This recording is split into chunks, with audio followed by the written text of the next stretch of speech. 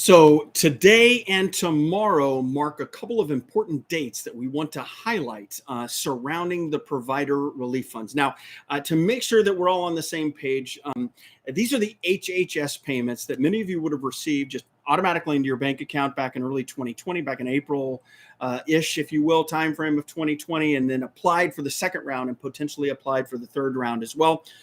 Those three payments, and again, they were grants, they were not loans. These are the provider relief funds. And so the reporting period begins tomorrow. So September 30th of 2021 is Thursday's tomorrow.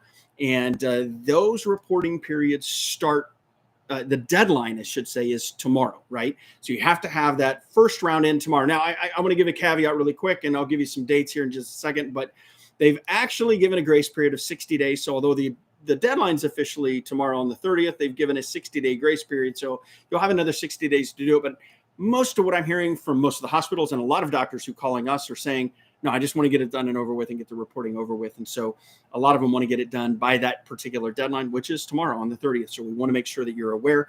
The link to that reporting portal is in this YouTube video. So just scroll down a little bit and it'll jump you out to the reporting portal for those payments. Now, if you're wondering, okay, which deadline, because I know there's a lot of deadlines, Mark. Yeah, there are. This is a deadline for any payments that you would have received from April 10th of 2020 to June 30th.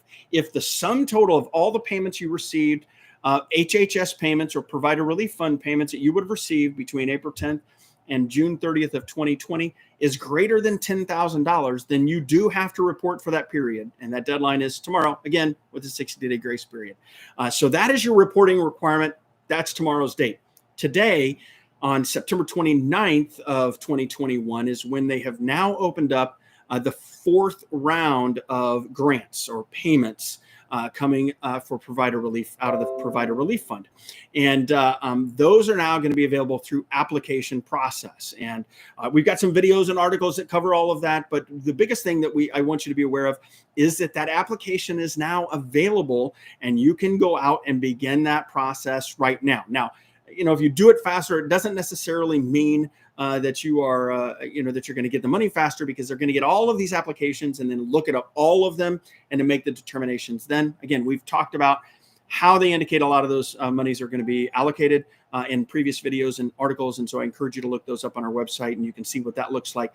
This is more or less just to kind of give you an idea that the application is now available and you can jump out and you can start that process. And I would strongly encourage you to do that. Again, we have a link to that provider relief fund application and attestation portal. It's underneath here in the description of this video, as well as on our webpage, if you happen to be watching this video on our website. And I'd encourage you to take a look at that. That's going to be key, and that'll give you what you need. Now, some things that you want to gather before you start that application process. First of all, you want to make sure that you have your company and your company's tax identification number. That's going to be key. And any subsidiaries that you're including inside of that, you're going to have to make sure that you have the tax identification number available for them. And then you also want to make sure that you have all of your internally generated financial statements that substantiate your operating revenues and expenses from patient care in that time frame that's going to be covered in this fourth round. And that's going to be key, right? So you want to make sure that that your historical information is going to be also there, and they cover that in the link that we provided below underneath that future payments tab. And also, as you go through the process of filling out the application, it'll ask for you then. But if you want to be pre-prepared, make sure you have all of your financial statements, especially for 2020 third and fourth quarter, as well as first quarter of 2021. That's all calendar quarter. So basically from July 1 of last year, 2020, through March 31st of 2021.